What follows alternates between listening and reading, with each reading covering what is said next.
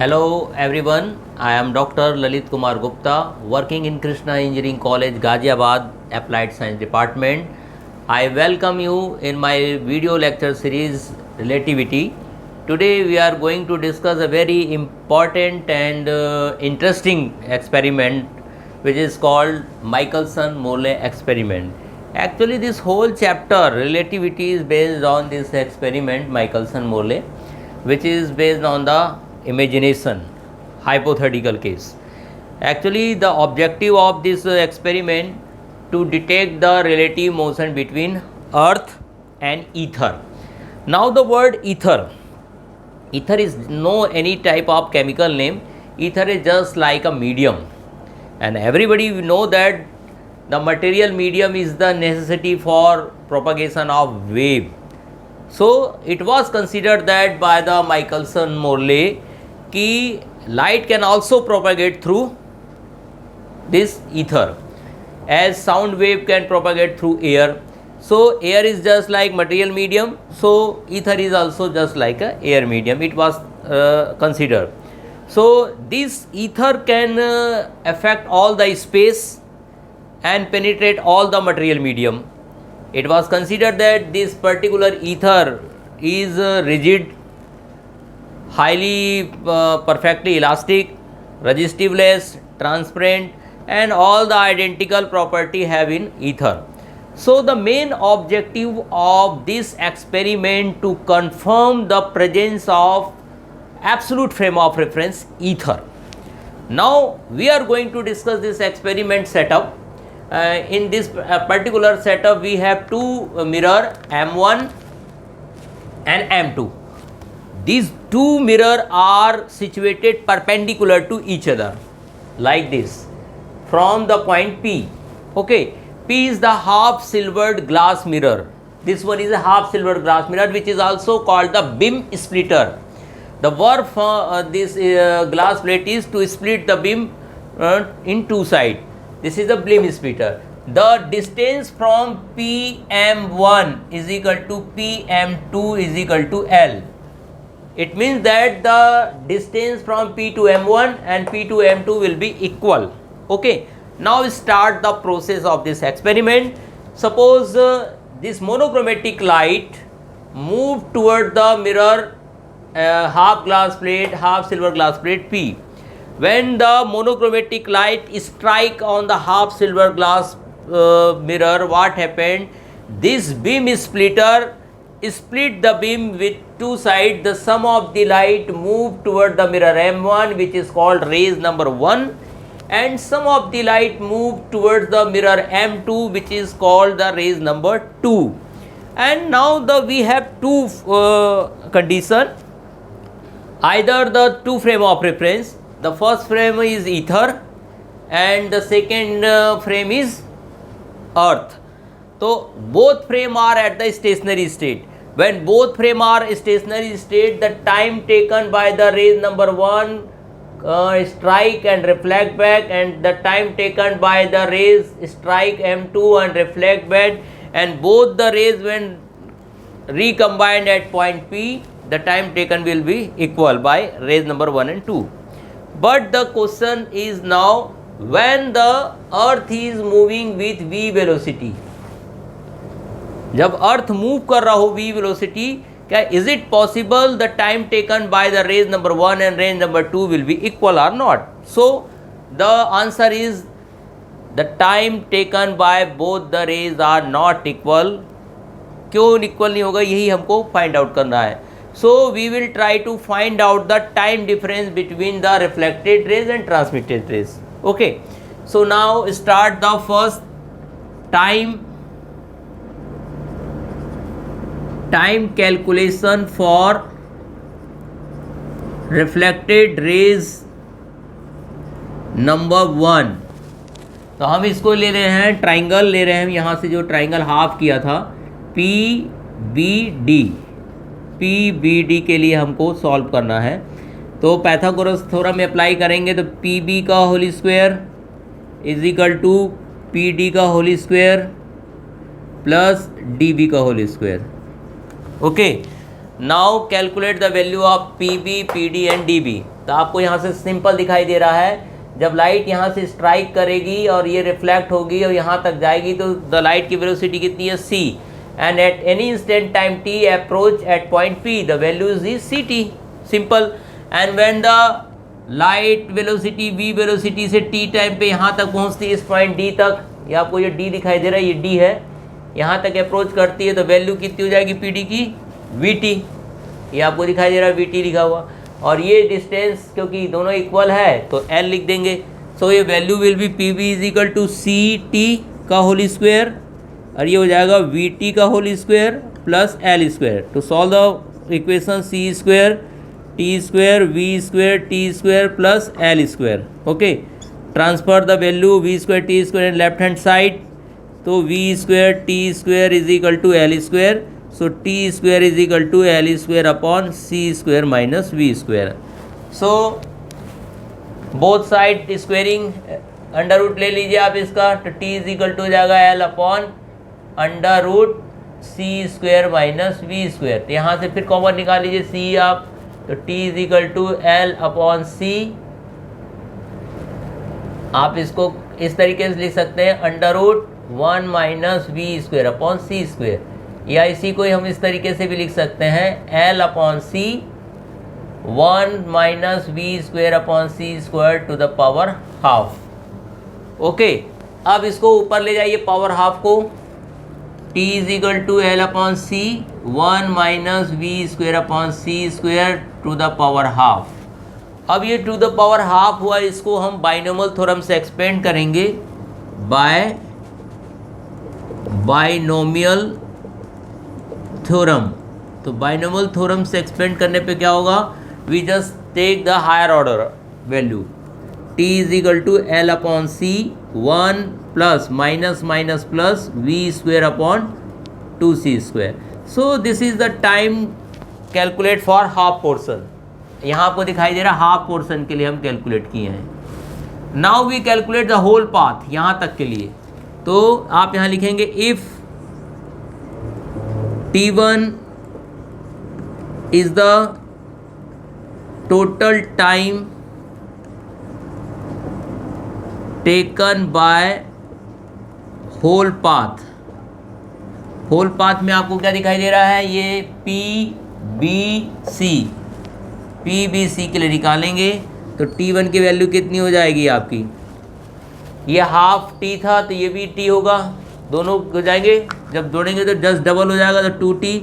So t1 is equal to हो गया 2t की वैल्यू यहाँ से ले लीजिए l upon C 1 plus we square upon 2c square. So this is the time taken by the reflected light। Similarly we can also calculate the time taken by the transmitted rays। So we will discuss in later on video on time taken by the transmitted rays। We will come back after some time, we will discuss the time t2। okay, thank you।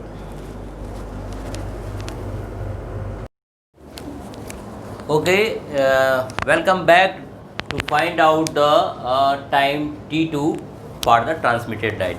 so how to calculate the time t2, तो time t2 calculate with the help of transmitted light. जो light इस p point से m2 तक गई और m2 से वापस p पर आई, तो आने और जाने में कितना समय लगा ट्रू एंड फ्रो में। So if t2 is the total time taken by the back and fourth, तो टोटल टाइम हम निकाल रहे हैं बैक एंड फोर्थ में कितना लगेगा t2। So t2 is equal to time is equal to distance, तो डिस्टेंस यहाँ से लेके यहाँ तक कितना है l अपॉन c माइनस v। याद रखिए जब वेलोसिटी इसी डायरेक्शन पे हो और अर्थ भी, जब दो चीज़ सेम डायरेक्शन पे जा रही हो तो वेलोसिटी विल बी डिडक्टेड तो c minus v, plus length same रहेगा।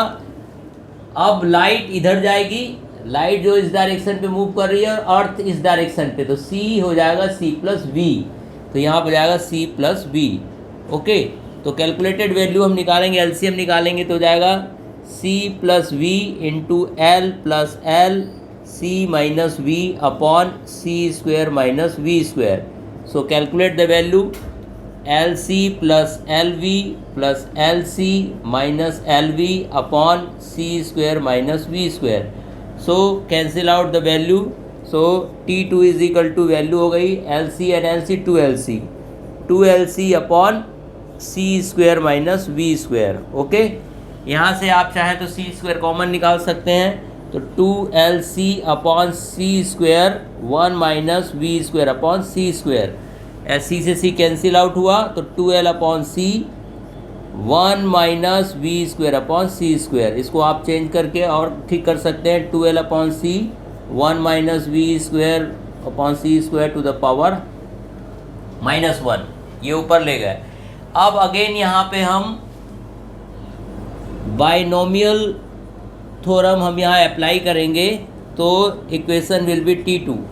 तो T2 की वैल्यू हो जाएगी 2L अपॉन सी माइनस और माइनस हो जाएगा plus 1 plus we square upon C square. So this one is the T2 and this one is the T1. So the time difference between reflected and transmitted light के बीच में delta T की value आप निकाल सकते हैं. Delta t is equal to, हम इसमें से निकालेंगे delta t is equal to T2 minus T1 करेंगे तो value will be L we square upon c cube होगा दोनों के बीच में जब हम कैलकुलेट करेंगे. अब टाइम के बीच में डिफरेंस निकल गया तो हमको फाइंड आउट करना है ऑप्टिकल पाथ डिफरेंस. दोनों के बीच में ऑप्टिकल पाथ डिफरेंस कितना होगा तो उसका फॉर्मूला है delta is equal to c into delta t. So value will भी हो जाएगा L we square upon C square lambda. Lambda इसलिए ले रहे हैं क्योंकि वेव लेंथ हमको लेके चलना है. तो ये हमारे पास ये वैल्यू निकल के आई. But the question arises that कि इज इट पॉसिबल और नॉट डिटेक्ट हुआ कि नहीं, अभी ये पता नहीं चला. तो फिर क्या हुआ कि माइकलसन मोर्लेन इस एक्सपेरिमेंट को, पूरे एक्सपेरिमेंट को 90 डिग्री से रोटेट कर दिया. अब 90 डिग्री से रोटेट करने से क्या होगा, उन्होंने देखा कि रिजल्ट चेंज होता है कि नहीं. तो उन्होंने इसको टोटल 90 डिग्री से रोटेट कर दिया. हमारे पास ये वैल्यू आ चुकी है डेल्टा की. तो हम यहाँ पे चेंज कर रहे हैं वापस. तो this value will be change after the 90 degree rotation. तो हेडिंग आफ्टर 90 डिग्री रोटेशन ये वैल्यू आ जाएगी L we square upon C square. L we square upon C square lambda, लेकिन माइनस में आई वैल्यू आफ्टर. तो रिजल्टेंट कितना होगा, रिजल्टेंट फ्रिंज का कितना हो जाएगा, डेल्टा एंड निकालना है. तो क्या हो जाएगा, ओरिजिनल हमारा कितना था एल वी स्क्वायर अपॉन सी स्क्वायर लेमडा, माइनस में से जो अब आया उसको आप डिडक्ट कर दीजिए L we square C square lambda. तो वैल्यू आ जाएगी 2L वी स्क्वायर सी स्क्वायर लेमडा, डेल्टा एन की वैल्यू ये आ गई. अब इन वैल्यू में एक्सपेरिमेंटल वैल्यू रख देंगे. दोनों के बीच का लेंथ कितना था, वेलोसिटी कितना लिया, लाइट की वेलोसिटी पता है, वेवलेंथ कितना लिया. तो वैल्यू आएगी आपकी 0.4. सो ये 0 पॉइंट क्या है, as per the assumption of Michelson बोल रहे हैं कि ये जो फ्रिंज हमको जो बनी हुई थी, दोनों लाइट जब बैक एंड फोर्थ लाइट आपस में मिली, जो नंबर 1 रेज और नंबर 2 रेज आपस में रिकम्बाइंड किए तो फ्रिंज बनी थी. तो इस एक्सपेरिमेंट के अनुसार ये फ्रिंज शिफ्ट होके यहाँ आ जानी चाहिए, हल्की हल्की शिफ्ट हो जानी चाहिए ऐसे. लेकिन जब इसको ऑब्जर्व किया गया तो ऐसी कोई शिफ्टिंग हमको नहीं दिखाएगी. There is no any type of fringe shifting observe during the experiment. So this result is a useless. So after this whole experiment, it was found that this high ether is a hypothetical medium. There is no any type of method to detect the relative motion between earth and ether.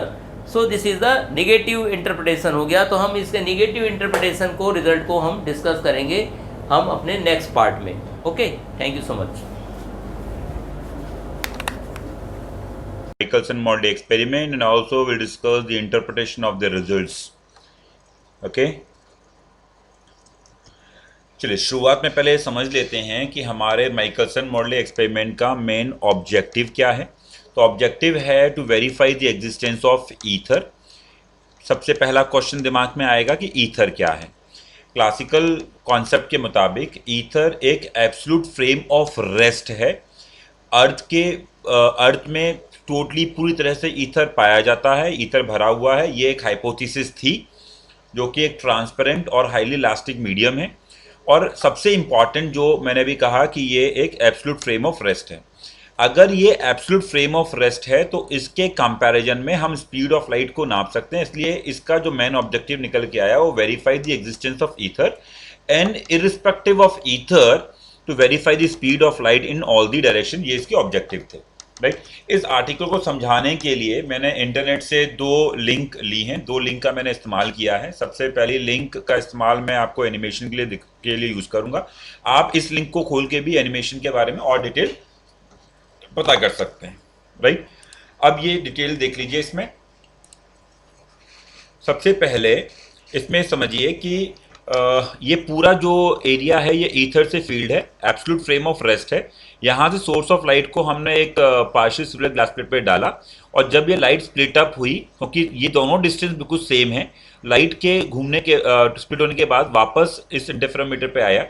अगर दोनों direction में speed same होती है, दोनों direction का distance same होता है, तो distance equals to velocity into time होता है। तो दोनों डायरेक्शन में लगने वाला समय सेम होगा और एक ही समय पर दोनों फ्रिंजेस यहाँ लौट के, दोनों रेज लौट के आएंगी, कोई फ्रिंजेस नहीं बनेंगी। आप देखिए सेम यहाँ पर समझ में आ रहा है कि अगर ईथर एब्सोल्यूट फ्रेम है तो, अगर ईथर एब्सोल्यूट फ्रेम है तो यहाँ पर कोई फ्रिंज विड्थ नहीं बनेगी, राइट। अब हमने क्या किया, ईथर अगर एब्सोल्यूट फ्रेम नहीं है, जो येलो लाइन जो आप देख रही है ईथर है, अगर ईथर ड्रैग कर गया तो देखिए कि इन दोनों में एक टाइम इंटरवल आएगा, जिस टाइम इंटरवल की वजह से आपको फ्रिंज विड्थ मिलेंगी, राइट। तो इसमें बात समझ लीजिए।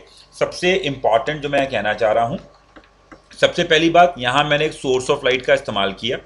मिरर M1 में यहां मान लेता हूं, मिरर M2 में यहां मान लेता हूं। दोनों मिरर्स के बीच का डिस्टेंस, लाइक डिस्टेंस L1 और ये डिस्टेंस आपका डिस्टेंस L2, दोनों डिस्टेंसेस सेम है। Distance L1 equal distance L2 equals to L which was expected as 11 metre.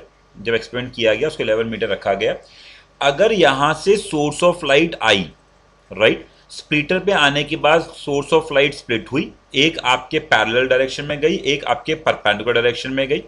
जब ये दोनों लाइट रेज, अगर दोनों की स्पीड सेम है तो दोनों डायरेक्शन में लगने वाला समय की स्पीड भी सेम है, डिस्टेंस सेम है, दोनों डायरेक्शन में लगने वाला समय सेम होगा। जब वो लौट के आपके इस माइक्रोस्कोप पे आएंगी तो आपको यहाँ पर फ्रिंजेस नहीं मिलनी चाहिए। लेकिन अगर आपका ये जो मैंने अभी एनिमेशन दिखाया, अगर आपका ये जो ईथर जो इंडिकेटर है ये आपका ड्रैग कर गया तो उस कंडीशन में दोनों लाइट रे डायरेक्शन में चलने वाली लाइट रेज में लगने वाला समय डिफरेंट होगा और आपको यहाँ फ्रिंजेस मिलेंगी, राइट। फिर से एक बार मैं बताने की कोशिश कर रहा हूँ डायग्राम, आप फिर से ध्यान से देखिए एनिमेशन को कि ये ड्रैग, ये डायरेक्शन ऑफ ईथर है। ये एक्सपेरिमेंट 2 भागों में किया गया था, एक था before rotation of 90 degree and दूसरा था आफ्टर रोटेशन 90 डिग्री। ये 90 डिग्री रोटेशन बिफोर और ये आफ्टर 90 डिग्री रोटेशन था। मैंने आपको दिखाया पहले 0 डिग्री पे, फिर 90 डिग्री पे, फिर 90 और फिर वापस 0 डिग्री पे, ईथर ड्रैग की कंडीशन में भी और विदाउट ईथर ड्रैग की कंडीशन में भी।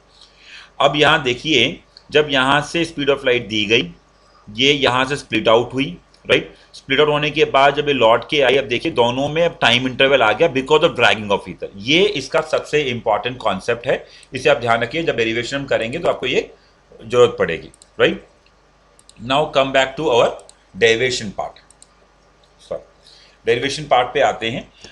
अब जो पीछे मैंने अभी आपको एनिमेशन दिखाया था उसमें इंटरेस्टिंग फैक्ट ये था कि जो ईथर है वो अर्थ में है और ईथर एक एब्सोल्यूट फ्रेम ऑफ रेस्ट है, इसलिए जो अर्थ का वेलोसिटी होगा वही ईथर की वेलोसिटी होगी जिस वेलोसिटी से अर्थ चल रही है, राइट।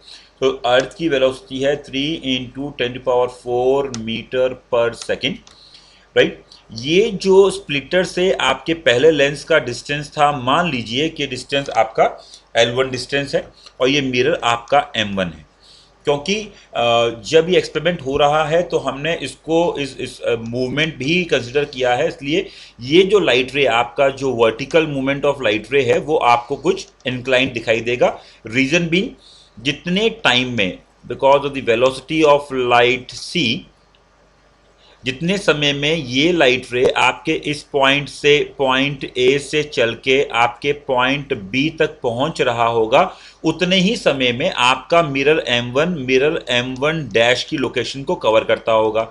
ये जो वेलोसिटी है, ये वेलोसिटी v है, that is the velocity by which your earth is moving. ये डिस्टेंस आपका L1 है।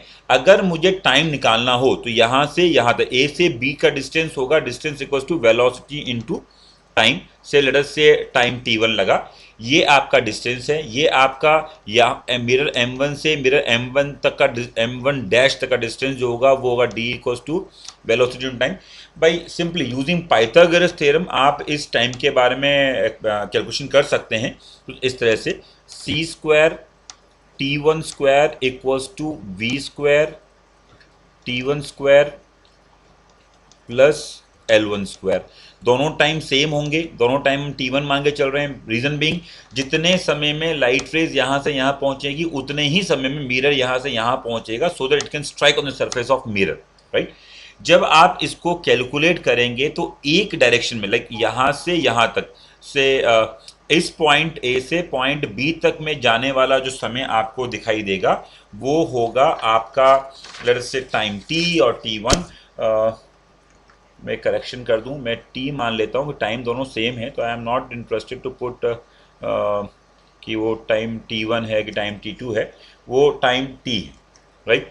टाइम t है। सो जो टाइम t आपको लग रहा है वो टाइम t हो जाएगा आपका L स्क्वायर या L1 square whole divided by c square minus v square, right. इसको मैं अगर इस तरह वर्कआउट करूं, so this is also t square, actually this value will be come out like so t square equals to L1 square whole divided by c square, taken c square common 1v square over c square.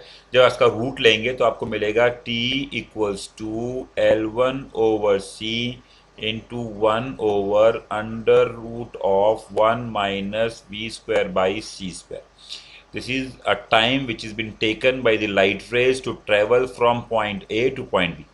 Same phenomena आपको point B से point सी में दिखाई देगा। मतलब point B से अब light rays को travel करना है और पॉइंट सी, मतलब सिंपली ये एक तरह का वर्टिकल मोशन है, लेकिन क्योंकि आपका ऑब्जेक्ट हॉरिजॉन्टल डायरेक्शन में मूव होता दिखाई दे रहा है, इसलिए आपको ये मूवमेंट जो है ये इस तरह का दिखाई देगा।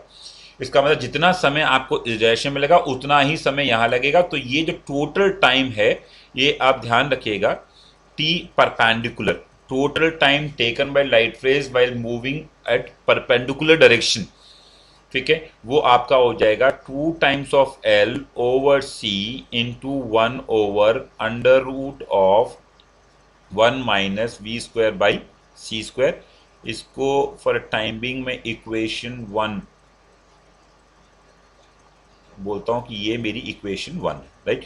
ये हमने वर्टिकल डायरेक्शन डिस्कस किया, जैसे हमने आपके एनिमेशन में शो किया कि दो मिरर होंगे, एक मिरर M1 एक मिरर M2, एक हॉरिजॉन्टल होगा एक परपेंडिकुलर होगा। ये हमने परपेंडिकुलर शो कर दिया।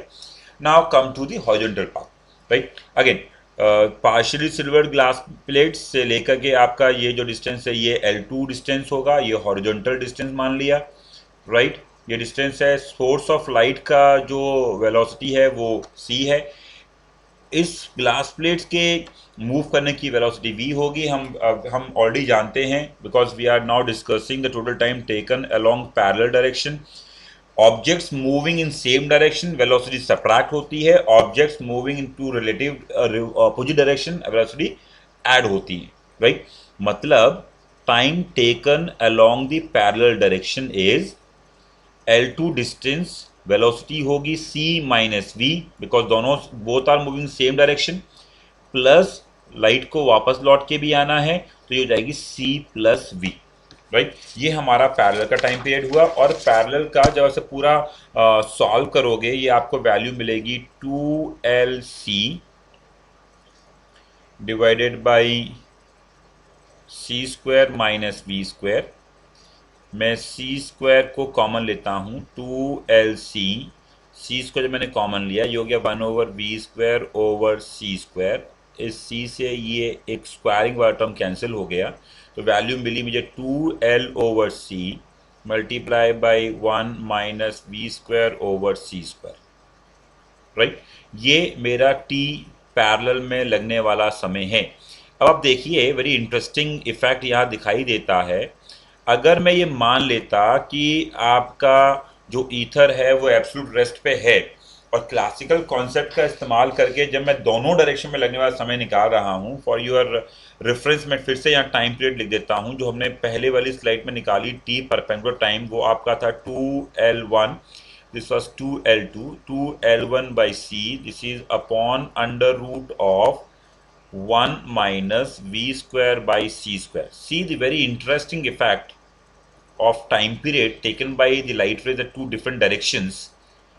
There is time period taken along the perpendicular direction and time taken for the parallel direction. आप देखिए कि यहाँ जो टाइम है वो दोनों सेम नहीं है, ऑल्दो हम ऑलरेडी डिक्लेयर कर चुके हैं कि L1 distance L2 distance same है, वो भी 11 मीटर है, राइट। लेकिन बावजूद उसके अगर स्पीड ऑफ लाइट सभी डायरेक्शन में सेम है या फिर ईथर आपका एब्सोल्यूट रेस्ट पे है, तो इन दोनों पर टाइम पीरियड में डिफरेंस नहीं आना चाहिए था।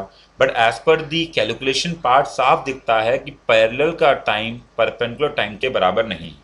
अगर दोनों का टाइम बराबर नहीं है, इसका मतलब आपको यहाँ पर फ्रिंज मिलनी चाहिए। तो इन दोनों में जो पाथ डिफरेंस हुआ, पाथ डिफरेंस कितना होगा, आपका पाथ डिफरेंस होगा t parallel minus t perpendicular, higher time period minus shorter time period. जब इसे सब्ट्रैक्शन करेंगे तो आपकी वैल्यू आएगी L B square by c cube. ये आप कर लीजिएगा, ये मेरा पाथ डिफरेंस मिला मुझे, path difference in the difference in time actually delta T मुझे मिला। दोनों डायरेक्शन में लगने वाले समय में जो अंतर आया वो डेल्टा टी आया, right, difference in time period. So अगर मैं पाथ डिफरेंस की बात करता हूँ, राइट रेज दोनों डायरेक्शन में चल रही हैं, पाथ डिफरेंस की अगर मैं बात करता हूँ तो डेल्टा की वैल्यू हो जाएगी delta t the into c over lambda.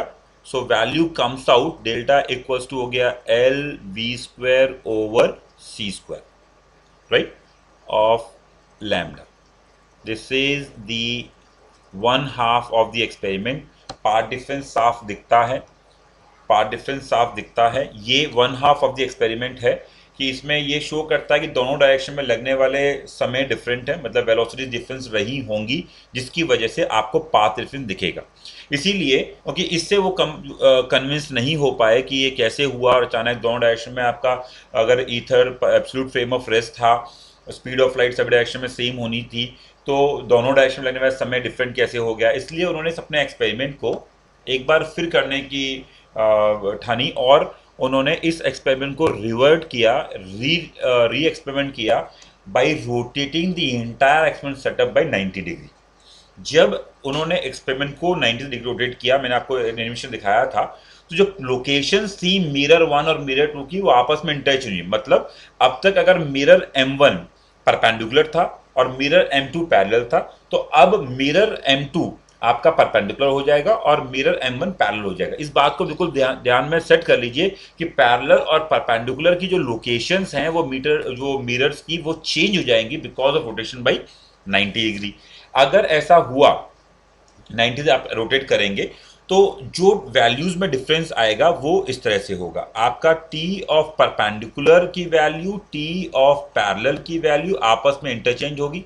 अभी आपको याद होगा टी ऑफ पैरेलल में रूट फैक्टर नहीं था, परपेंडिकुलर में रूट फैक्टर था, तो ये हो जाएगा 2f(L1c) upon 1 minus we square by C square, और परपेंडिकुलर में हो जाएगा 2L2 by c 1 over under root of 1 minus we square by C square. ये इक्वेशन नंबर 3 ले लीजिए, ये इक्वेशन नंबर 4 ले लीजिए। फिर फॉर कन्फर्म देखिए, parallel time period root factor में आया after rotation by 90 degree, after rotation by 90 degree. जब आपने 90 डिग्री से एक्सपेरिमेंट सेटअप को रोटेट किया तो पैरेलल रूट फैक्टर में आया और परपेंडिकुलर विदाउट रूट फैक्टर में आया। आप देखिए इसमें आप देखेंगे पैरेलल विदाउट रूट फैक्टर था और परपेंडिकुलर रूट फैक्टर में था। अब परपेंडिकुलर विदाउट रूट फैक्टर है और पैरेलल आपके रूट फैक्टर, मतलब आप जो टाइम पीरियड है वो आपस में इंटरचेंज हो गया। सिंपल सी बात ये है, इसे समझ लीजिए। और इसके करस्पॉन्डिंग जो आपका पाथ रेफरेंस आएगा फाइनल डेल्टा डैश, ये आफ्टर रोटेशन है, ये होगा minus L we square over C square lambda. ठीक है, by putting the values of your parallel perpendicular in the previous equation. यहाँ फिर से देखिए, अगर इस इक्वेशन में पैरेलल और परपेंडिकुलर वैल्यू रूप में रखता हूँ तो ये माइनस हो जाएगा, कि ये वैल्यू अब छोटी है और ये वैल्यू मेरी बड़ी हो जाएगी। इनिशियल कंडीशन में ये वैल्यू मेरी बड़ी थी और ये वैल्यू छोटी थी, राइट। तो ये मेरा टाइम पीरियड आया और ये मेरा फेज डिफरेंस आया।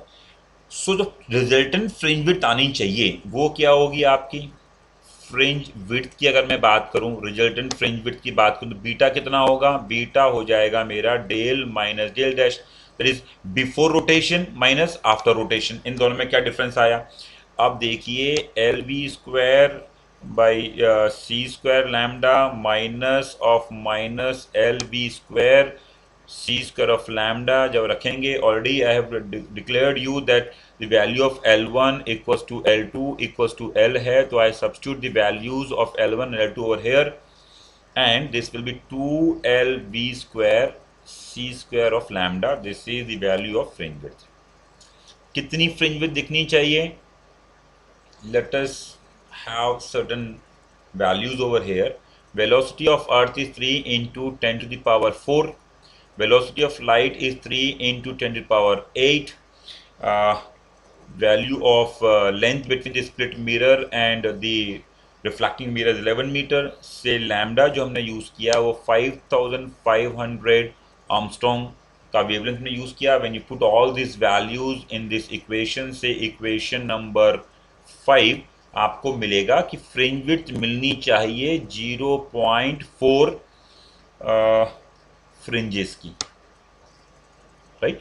मतलब ये हुआ कि अगर आपका माइकलसन मॉडल एक्सपेरिमेंट किया गया और उसमें क्लासिकल आइडियाज को आपने अप्लाई किया, तो आपको उस एक्सपेरिमेंट के दौरान जो फ्रिंज विड्थ मिलनी चाहिए थी वो 0.4 फ्रिंजेस की मिलनी चाहिए थी। लेकिन जब हमने ये एक्सपेरिमेंट परफॉर्म किया, एक्सपेरिमेंटली अगर आप बात करें, जब आपने ये एक्सपेरिमेंट परफॉर्म किया तो एक्सपेरिमेंटली आपको फ्रिंज विड्थ दिखी 0.01, दैट इज ऑलमोस्ट नेग्लिजिबल।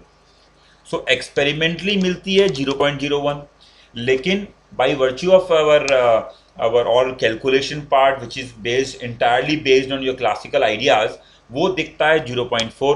तो प्रपोज था 0.4 फ्रिंजेस का, मिला 0 फ्रिंज का, तो ये हमारी एक कंट्रोवर्सी हुई जो कि नेगेटिव रिजल्ट के फॉर्म में निकल के आई।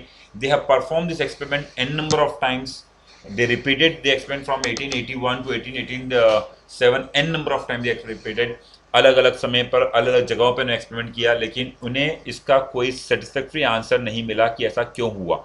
By virtue of mathematics, a fringe shift must be of 0.4 fringes, but experimentally every time they find that there is no fringe shift, right? Now this is actually known as the negative results, because the result what they obtain is totally negative what they expect actually at the time of performing the experiment, right? अब ये देखिए कि इसमें ये जो negative result आया, इस negative result को आप समझाएंगे कैसे। सबसे पहला कॉन्सेप्ट है ईथर ड्रैग हाइपोथेसिस। पहला कॉन्सेप्ट, अगर आपका ईथर परफेक्ट रेस्ट पे होता तो आपको फ्रिंज विड्थ मिलती, राइट। अगर फ्रिंज विड्थ नहीं मिल रही है, इसका मतलब ईथर ड्रैग कर गया, ईथर वहां पर रेस्ट पे रहा ही नहीं। ईथर अगर रेस्ट पे नहीं रहा, ईथर ड्रैग कर गया, तो ईथर की डेफिनेशन इसने वायोलेट करी, तो existence of ether got failed as per the experimental outcome, the existence of ether was failed. Simple सी बात है, फिर से समझ लीजिए। ईथर का एग्जिस्टेंस हम तब वेरीफाई करते हैं जब ईथर को हम परफेक्ट रेस्ट पे मानते हैं, और उस मानने की वजह से हमें उस एक्सपेरिमेंट के दौरान दोनों डायरेक्शन से स्प्लिट होके आने वाली लाइट रेज के बीच में फ्रिंजेस दिखाई देती, जो कि एटलीस्ट 0.4 या 0.5 फ्रिंज की होती। लेकिन experimentally every time we got 0 fringes या नॉन मेजरेबल फ्रिंजेस। इसका मतलब ईथर एक्सपेरिमेंट के दौरान ड्रैग कर गया, रेस्ट पे नहीं रुका, और जो कि अपनी खुद की डेफिनेशन को वायलेट करता है, इसलिए ईथर ड्रैग हाइपोथेसिस हमारा फेल हो गया, ईथर का एग्जिस्टेंस नहीं हो सकता। दूसरी बात थी कि अगर ऐसा था, ईथर ड्रैग करा या जो भी कंडीशन थी, ईथर का एग्जिस्टेंस फेल हो रहा है, तो क्यों ऐसा हमें दिखा कि दोनों डायरेक्शन में लगने वाला टाइम पीरियड अलग था। टी पैरेलल का लगने वाला समय और टी परपेंडिकुलर में लगने वाला समय बराबर क्यों नहीं था? बिकॉज ये तो हम परफॉर्म कर चुके हैं। टी पैरेलल का समय मान लीजिए 2L/c 1/√ ऑफ 1 - v²/c² है। सॉरी, ये पैरेलल का टाइम था आपका, और परपेंडिकुलर का टाइम था आपका 2L/c 1/√ ऑफ 1 - v²/c²। दोनों टाइम सेम नहीं दिखते। जब टाइम सेम नहीं दिख रहे हैं, इसका मतलब दोनों डायरेक्शन में वेलोसिटी डिफरेंट होनी चाहिए थी। अगर वेलोसिटी डिफरेंट होती है तो दोनों डायरेक्शन में जो लाइट रे लौट रही थी उसमें कोई पाथ डिफरेंस होता। पाथ डिफरेंस की वजह से फेज डिफरेंस होता, जो कि फ्रिंजेस दिखाती। फ्रिंजेस कभी भी जीरो हो ही नहीं सकती थी एज पर दिस इक्वेशन। अगर इस इक्वेशन को हम फॉलो करें तो फ्रिंज विड्थ जीरो नहीं हो सकती, राइट। ये कुछ ना कुछ वैल्यू होती, कुछ ना कुछ वैल्यू मिलती। इसको एक्सप्लेन किया हमने लॉरेंज लेंथ कॉन्ट्रैक्शन द्वारा। कैसे, वो देख लीजिए। मान लीजिए मैं लेंथ कॉन्ट्रैक्शन का कॉन्सेप्ट आपकी इस इक्वेशन में सब्स्टिट्यूट करता हूं, जो कि पैरेलल डायरेक्शन में ऑलरेडी जानते हैं। Length contraction to the direction of parallel of motion होता है, राइट। तो अब अगर मैं कहूं कि L = L0 √ ऑफ 1 - v²/c², में लेंथ कॉन्ट्रैक्शन का फार्मूला है और मैं यहां रखता हूं, तो फार्मूला हो जाएगा 2L0 √ of 1 - v²/c², entire value divided by the c 1 - v²/c²। हम एक टर्म अच्छे से जानते हैं, मैं यहाँ साइड में लिख रहा हूँ कि root of a into root of a equals to a। मतलब इस फैक्टर को मैं रूट फॉर्म में लिख सकता हूँ, this 2L0 root of 1 - v²/c² divided by c into root of 1 - v²/c² into root of 1 - v²/c², right. तो ये रूट फैक्टर से रूट फैक्टर खत्म हो गया।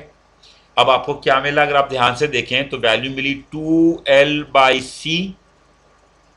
सो आंसर इज 2L/c एंड 1/रूट फैक्टर। 1/रूट फैक्टर में यहां फिर लिख देता हूं, जो टी पैरेलल का अब आपको टाइम मिला वो आया 2L/c dot 1/√ of 1 - v²/c²। L0 लिख रहा हूं, L0 का मतलब प्रॉपर टाइम, प्रॉपर लेंथ, और प्रॉपर लेंथ आपकी 11 मीटर है, हम ऑलरेडी जानते हैं। This value is nothing but equals to the perpendicular time which we have taken from this point. So दोनों डायरेक्शन में लगने वाला समय आपको अब बिल्कुल सही दिखता है, सेम दिखता है। So with the help of Lorentz Switzerland Lorentz contraction या length contraction, we will be able to explain how the time in both the directions are actually equal because of the concept of theory of relativity, not by virtue of classical theory of relativity. Is that clear? And the last is the consistency of speed of light, and which declares because of this time period, because of the time period which we have derived over here, because of this time period we can say the speed of light is same in all the directions. Okay, so ये हमारा जो negative result है उसका हमने explanation भी किया, उसका हमने इंटरप्रिटेशन भी किया। Clear? So this is already well done. ये हम ऑलरेडी इसको एक्सप्लेन कर चुके हैं, right. Thank you very much. Thank you friends. Now my upcoming video lecture is on relativistic addition of velocities. Thank you.